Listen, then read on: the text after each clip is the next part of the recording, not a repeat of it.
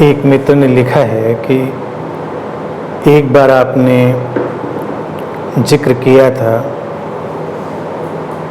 Nietzsche के प्रसिद्ध वक्तव्य का, जिसमें ज़रथुष्ट्र अपने शिष्यों से विदा लेते हुए कहते हैं, बिवेयर ऑफ ज़रथुष्ट्र।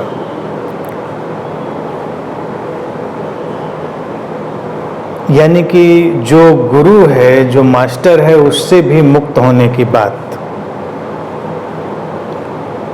मुझे लगता है कि जब तक गुरु और शिष्य शरीर में हैं, तब तक किसी न किसी प्रकार का या थोड़ा भी अटैचमेंट रहेगा ही। इस पर कुछ कहें।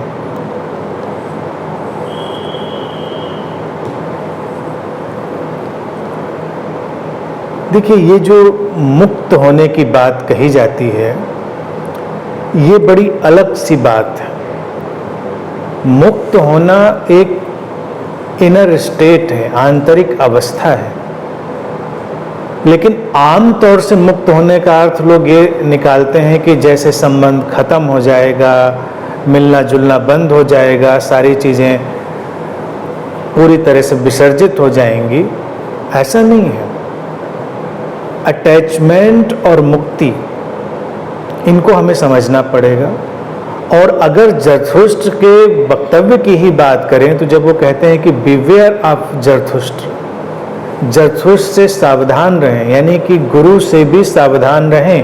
अंतिम वक्तव्य, पहले तो गुरु से प्रेम आपने किया, उसके प्रेम में रहे, और जब प्रेम गहरा हो जाए और आपकी साधना की एक ऊंचाई बढ़े तो गुरु से भी सावधान रहें। अनुवाद तो यही होगा, सावधान रहने का। तो यहाँ पर बात जो है वो समझने की ये है कि हम अगर ठीक ठीक विकसित नहीं होते हैं, ठीक ठीक नहीं जागते हैं अपने अंदर, उस अवेकनिंग को, जागृति को नहीं अनुभव करते हैं, तो गुरु भी हमारे लिए हमारे अहंकार की यात्रा बन जाती है। गुरु एक उपाय है जो हमें जागृति की तरफ ले जा सकता है, लेकिन अगर हम उस उपाय के साथ उस तरह से नहीं चल रहे हैं तो वो अहंकार की यात्रा बनेगी। लेकिन ये बात गुरु पर ही कहाँ लागू है, ये तो हर संबंध पर लागू है। हर संबंध हमारे लिए एक उपाय है किसी और गहरी अवस्था में प्रवेश करने के लिए। लेकिन अगर हम किसी भी संबंध को ठीक से न जिएं तो वो हमारे अहंकार की ही यात्रा बन जाती है। और फिर देखने की बात ये होती है कि उस संबंध से भी क्या सचमुच में वो निकलता है जो संबंध का उद्देश्य था, या बस एक आदत है, एक हैबिट है जिससे हम बस जी रहे होते हैं, या हमने एक भय और लोभ का, ग्रीड और फियर का ताना बाना बुन लिया होता है जिसके माध्यम से हम जी रहे होते हैं। अहंकार इन्हीं दो पैरों पर चलता है, भय और लोभ, ग्रीड एंड फियर। तो बात गुरु की हो या किसी भी संबंध की हो, वो एक ही जैसी है। हर संबंध एक अपॉर्चुनिटी है, एक अवसर है। गुरु परम अवसर है, क्योंकि गुरु की जगह पर अगर हम देखेंगे तो वो तो पूरी तरह से जागृत है, तभी वो गुरु है, तो वो तो उलझेगा नहीं। लेकिन बाकी संबंधों में उलझाव दोनों तरफ से आता है। अब कैसे हम उलझते हैं? हम अपने ही भय और लोभ की बातों को इस तरह से अपने जीवन में विकसित करते हैं कि उनके छोटे छोटे ताने बाने हमको बांध लेते हैं। अब जैसे कि हमको कोई बात अच्छी लगती है तो हमको लगता है ये अच्छी बातें बनी रहें, लेकिन अच्छी बातें बनी रहने की बात नहीं है, ये तो बात समझने की है। हम किसी के प्रेम में हैं तो हमको लगता है ये संबंध बना रहे। बात संबंध की नहीं है, बात उस प्रेम के जीवंत बने रहने की है। कई बार संबंध तो बना रह सकता है, लेकिन प्रेम खत्म हो सकता है। प्रेम से तात्पर्य मेरा वही है, हमेशा की तरह गहरी संवेदनशीलता और निरंतर विकसित होती हुई जीवन की यात्रा। लेकिन अगर वैसा नहीं है तो फिर क्या है? तो जब जरथुस्त्र कहते हैं कि सावधान रहो जरथुस्त्र से भी, तो वो इस बात के लिए आगाह करते हैं कि मेरी ही बातों को तुम ऐसा बंधन ना बना लेना कि बात तो हुई नहीं, बात तो समझी नहीं गई, लेकिन तुम केवल बातों को ही दोहराने लगो। आमतौर से तो हर जगह यही हो रहा है, चाहे वो कोई किताब हो, चाहे वो कोई गुरु हो, लोग उसमें इस तरह से उलझ के रह जाते हैं कि फिर उसके आगे तो उनको कोई बात नहीं सूझती। अगर गुरु के साथ हमने जीवन को जिया है, समझा है, तो हम उसकी बातों को दोहराते नहीं घूमते। हाँ, कभी कभार हम कोट जरूर कर सकते हैं, इसमें भी कोई अड़चन नहीं है, लेकिन जब वो हमारी ही जीवन शैली में उतर गई बात, तो बस उतर गई, फिर वो हमारे ढंग से ही अपना काम कर रही है। लेकिन अगर वो हमारे ही ढंग से काम नहीं कर रही और आप केवल बातें रिपीट करते चले जाते हैं, तो वहां पर तो निश्चित रूप से सावधान होना पड़ेगा। आम संबंधों की तरफ अगर फिर इस चीज को मोड़ कर देखें कि जब वहां केवल बातें बातें रह जाती हैं और केवल सुविधा सुरक्षा सहूलियत के आयोजन ही रह जाते हैं, तो मूल चीज तो नदारद हो चुकी होती है, जो साथ साथ विकसित होने की यात्रा है। करीब करीब हम देखें क्या है, साथ साथ हम जीवन काट रहे होते हैं। आमतौर से अगर लोगों के जीवन को भी आप देखें तो जीवन काट रहे हैं, हम खा रहे हैं, पी रहे हैं, सो रहे हैं, और बाकी बचे हुए वक्त का समझ में नहीं आता क्या करें, कि इस क्लब जाएं, कि ताश खेलें, कि सत्संग करें, कि क्या करें, बस। और फिर एक दिन चैप्टर बंद हो जाता है, सारी बात खत्म।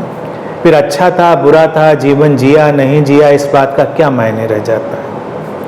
तो वहां पर भी ये बात कही जा सकती है कि अपने संबंधों से भी सावधान रहो।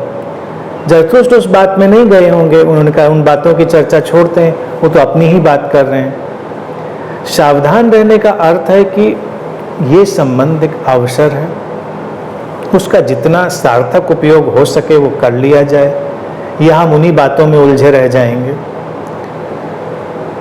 व्यक्ति तो एक रहस्य की तरह हमारे साथ है, और रहस्य की तरह साथ है तो रहस्य के आयाम में हमको ले जाने में सहयोग देगा। अगर हम वो सहयोग नहीं ले पा रहे हैं तो व्यक्ति भी हमारे लिए दीवार की तरह हो जाते हैं। उसी तरह से गुरु भी एक वक्त होता है जब लोगों के लिए दीवार की तरह बन जाता है। अगर हम आज के संगठित धर्मों की तरफ निगाह डालें तो क्या उनकी तमाम जो किताबें हैं, जिनको वो शास्त्र कहते हैं, वो दीवार बन के नहीं खड़ी हो गई? उसके चश्मे के साथ फिर वो आगे तो कुछ देखने में सक्षम नहीं। और अगर वो गुरुओं की बातों को ही कोट करें, चाहे वो कितनी ही अच्छी बातें क्यों ना हो, तो वो बातें भी तो दीवार बन जाती हैं। बात समझने की है। फिर जब इसको हम मुक्ति से जोड़ेंगे तो मुक्ति का तात्पर्य है कि बात समझ में आ गई, अब आप साथ हैं या साथ नहीं है, इसका क्या मायने है? इसका कोई बहुत मायने नहीं है। अटैचमेंट से लोगों को लगता है कि साथ होना भी क्या अटैचमेंट है? अब कहीं तो होंगे, इस धरती पर अगर हैं तो कहीं तो होंगे। ऐसा तो है नहीं कि आप कहीं नहीं होंगे, उसके लिए फिर आपको तो मरना पड़ेगा। जब आप मर जाएंगे तो आप कहीं नहीं होंगे, लेकिन जब तक जिंदा हैं तो कहीं होंगे और किसी के साथ होंगे। हो सकता है अकेले भी हों, वो बात अलग है, लेकिन साथ होने का फिर चुनाव हो सकता है। कोई कहीं भी साथ हो सकता है, नहीं हो सकता है। लेकिन आम तौर से लोगों को लगता है कि मुक्ति का अर्थ बस भाग लिए हम, अब तो संबंध से कोई रहेगा नहीं। गुरु ने अगर कहा कि मुझसे मुक्त हो जाओ तो वो मुझको भगा रहा है यहाँ से।